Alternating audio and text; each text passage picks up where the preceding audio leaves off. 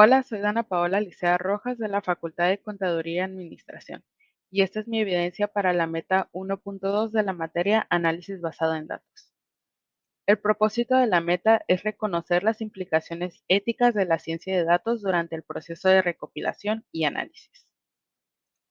La ciencia de datos es un campo de la ciencia que busca extraer el conocimiento o el mejor entendimiento posible de datos estructurados o no estructurados, involucrando múltiples disciplinas, métodos científicos y sistemas.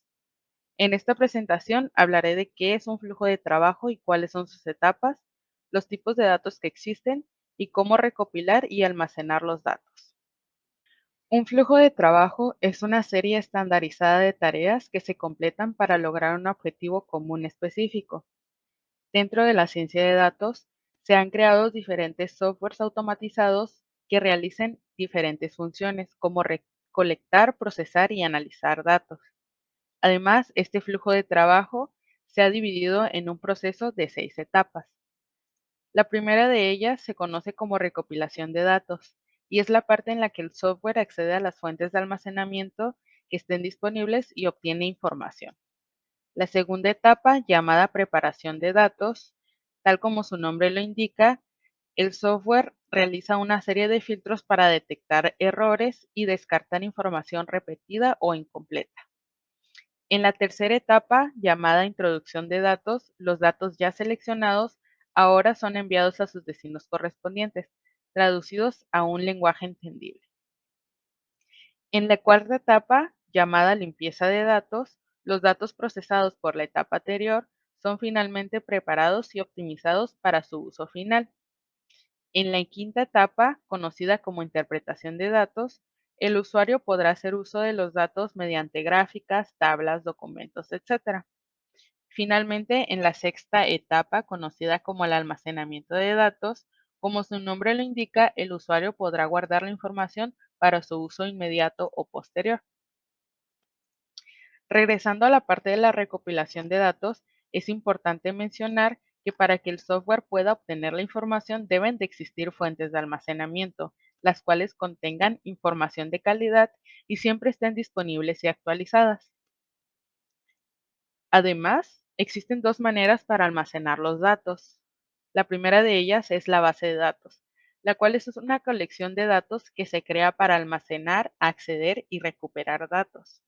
La otra forma es un almacén de datos, el cual está diseñado para analizar, informar, integrar datos de varias fuentes y hacer un uso analítico de ellos. Y aunque estas dos opciones suenen muy parecidas, su principal diferencia es que la base de datos nos permite registrar datos y el almacén analizarlos. Entonces, dependiendo del uso que le hagamos a los datos, si es simple o analítico, podremos usar una de estas dos opciones. Pasando al tema de los tipos de datos, tenemos 6 tipos. El primero de ellos son los datos estructurados, los cuales son datos que dependen de un modelo de datos y residen en un campo fijo dentro de un registro. Por el contrario, los datos no estructurados son datos que no son fáciles de encajar en un modelo de datos. Esto debido al contenido siendo muy específico del contexto o variable. Además, el lenguaje natural es un tipo especial de datos no estructurados. Este tiene la característica de ser difícil de procesar, ya que requiere técnicas específicas de datos y lingüística. El cuarto tipo de datos son los datos generados por máquinas.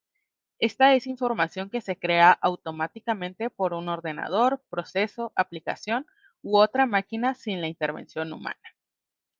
También tenemos datos gráficos. Estos se centran en la relación de los objetos. Las estructuras de los datos gráficos utilizan nodos, bordes y propiedades para representar y almacenar los datos de las gráficas. Finalmente tenemos audio, imagen y video. Y como su nombre lo indica, son los datos que se encuentran en estos formatos. Hablando de formatos, tenemos que aclarar que aunque los datos puedan estar presentes en diferentes formatos, según los tipos de datos existentes podremos encontrar los siguientes.